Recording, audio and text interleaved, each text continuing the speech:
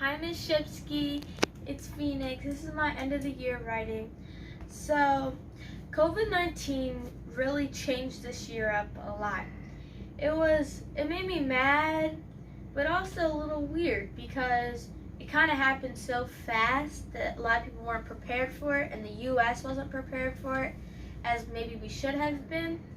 And it also was a little weird how there is protests now, and it's kind of not talked about as much. How a week ago or 2 weeks ago, when there was nothing happening, just COVID, it was the main thing on the news, and now it's kind of drifted away. It's a little weird how it went from, everybody dying, not everybody, but a lot of people dying, a lot of people getting it, from now just kind of lowering down, which it eventually was going to happen. How it's just lowering down, it's not really talked about as much. But I also think it was a little helpful, especially for the protest. I think that if sports were going on, we were at barbecues, at the beaches, that this protest wouldn't have been happening as much. Like Trayvon Martin was killed. There wasn't all these protests, and it wasn't talked about as much because other things were happening. I actually had 4 family members that had it, and they all passed it. I think by now, at least somebody knows at least one person that had it because it's such a big population, especially in New Jersey. A weird thing is because my uncle died, not from COVID. He had some medical issues. He had a heart issue before, just in general. And it was weird not going to his funeral and not having my grandmom and sisters and her sisters and aunts going to the funeral because, they were very close growing up with him. So it's a little weird having to push that back or having virtual funerals for all different families. I've never washed my hands so much in life, so it's a little funny. And then CMOS elderberry has burdock root in it. It helps your immune system. So even when a virus or a cold does try to hit, your immune system is stronger. It's natural thing, so it's not like medicine. It just helps you so your immune system and your body gets stronger. I know the burdock root helps your stomach, but it just all helps you for your body. So unfortunately, COVID took away one of or probably my favorite year of school. Just because coming in as a new student and new to the district, as a new student, you didn't know people, but the people are so nice. Teachers were so caring and loving that you could always ask them anything, and the students and the kids same as well. So by the end of this year, I feel like I've known them for my whole, time of being in school. The little hard things about distance learning is communication with your friends and with your teachers, but more with your teachers. Communication was a little harder than, just going to the room after school, making up work. It's a little bit different. And definitely seeing your friends. I love talking, so it's a little hard not being able to, run people's ear off and talk. But I could still talk to them on the phone, which I have been doing a lot, and texting. A positive side of this is waking up. I used to wake up really early. I used to wake up at 7 every day, even if it was on the weekends. Now I wake up at like 9, 10, 11. And I've been eating more food for sure. It's hard because you're just sitting there, you wander, you may have to get up after some schoolwork, just take a break. The first thing is kitchen, and you just have all this food, and you may not have that in school, so I've definitely been eating more food. I actually like the distance learning a little bit because we can have shorter time. Instead of sitting in a school for 7 hours and doing work for 84 minutes, all my work is done for 2 hours, in 2 hours. The only bad side of that is the teachers may have taught you more in those 84 minutes. And I also like that you can help more. Like my parents can help me. I could just ask them, I don't get this, and they can give me their knowledge on when they were in 6th grade. So I really like that about distance learning. but I really miss school a lot. I really miss how everybody was so tight, and it was such a great year. And I really miss the bus. I could, come into school, get my thoughts together. I really miss the lockers. I'm gonna miss Miss Clark screaming at me at my locker every day. An advisor. I had a really good laid back advisor teacher, and at my old school we didn't have advisory.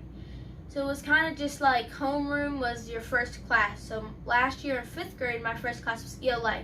So I just sat there in ELA for an extra 50 minutes. And we only had one teacher, obviously. So this time, it was more teachers to deal with. Not deal with, but have. My friends. I really miss them, and talking and having fun, making jokes, walking in the hallways from class to class. And I really miss cooking. It's unfortunate that COVID took it away while I was in cooking class, because they're not going to have it anymore. But I'm so glad I've got to make smoothies and cookies. And gym. It was my favorite exploratory. I'm athletic and I love talking, so we could do both of those in one class, and I loved it.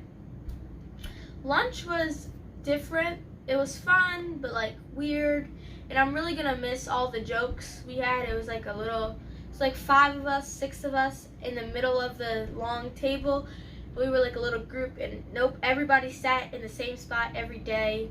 It was Lily, Montgomery, me, Riley, Aiden, Colin, and Jimmy, and we all just laughed, and we would have good jokes every day.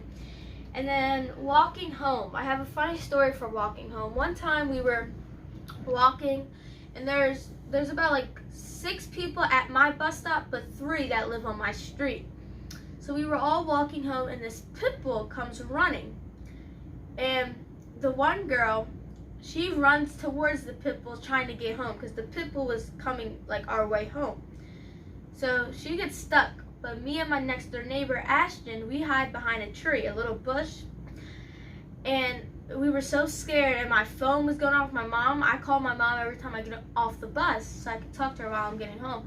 My phone was going off. I was so scared. I never declined my mom's calls when I was coming home. So it was really nerve-wracking. I didn't want the dog to hear, because it was a big pit bull. But we got home once it passed us. And dances. Dances were fun because I have a lot of friends in all grades. I don't just have 6th grade friends. I have a lot of friends in 7th grade and a lot of friends in 8th grade. So to have fun with them in school, and I could see all grades were really fun. And definitely basketball. I made a lot of friends in basketball, in school basketball. I really liked it. It was nice and short, but it was also really fun to do. So everybody knows I play competitive basketball in Philly. So the competitive basketball I play obviously had to get cut short, and we don't know when it's gonna come back. They are starting to have little workouts. It's about 25 people in there in a gym. We don't know if we're gonna have to wear masks in the future playing basketball. I don't even know if next year for school if sports are gonna be open, just because they're not gonna open school sports if regular sports isn't open, obviously. So we don't know what's happening. It's kind of up in the air, obviously. But I really miss my team. We had a great bond. There was no arguing. Everybody was like sisters. It was like a real family. And I really miss the coaches. My dad is he's the head coach, so obviously I have a really good bond with him, and I have a really good bond with my dad in general. And the assistant coach is Coach Will. He's another person I can always count on, and can always ask anything, text him, call him if I needed anything. He's a really good coach, a really good mentor.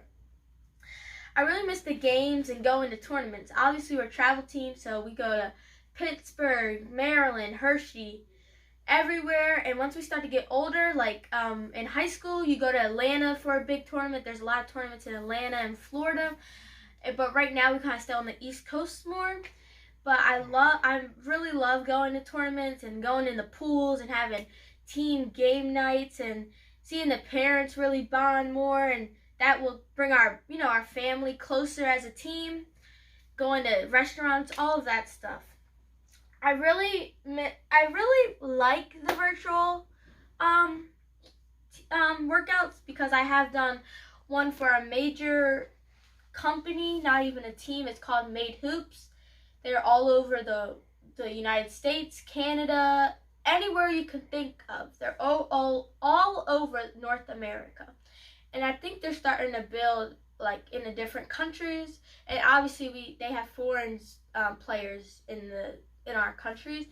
But I went on a Made Hoops virtual academy. And it's like a camp that they would do around now for kids. And we learned like our ball handling. We did conditioning. We like learned to study. So we did film. We learned why you are special in the world, and why, instead of just saying my favorite color is blue, when people ask you what really stands out about you, like the mental game. We learned about recruiting and how recruiting kind of goes, and how you have to be a team player, not just how you're good, but how your spirit is on the team and everything. And I've done another Zoom every week with this trainer Coleman. He does a lot of like shifty moves, and moves you never really heard of that much. And obviously my team has been doing like Zoom calls and things. So I really like that aspect, but I also don't like it in a sense because I wish we were at camps and seeing people playing games, you know what I mean? But I have a positive is I have been working on my individual game. Every day I have been going outside. I did just hurt my knee just a little bit, so I have to just stretch it for 2 weeks. But before this, every day I've been going outside, working on my game, and my game has been progressing, not just the cones type of drills, but like actually playing. I've had 2 people had came over my house before because I have a court, and we have been doing drills, and they're on my team obviously. So I do like that. And then I have been eating. That's a kind of bad thing because when we're playing basketball, you're on the run. Coaches are telling you, it's the day before the tournament. We're leaving to go to Maryland tomorrow. Don't eat, don't stay up late. Don't eat late. So, I kind of have been eating a lot, just how I said with school, but it's not crazy amount where I'm on 600-pound life.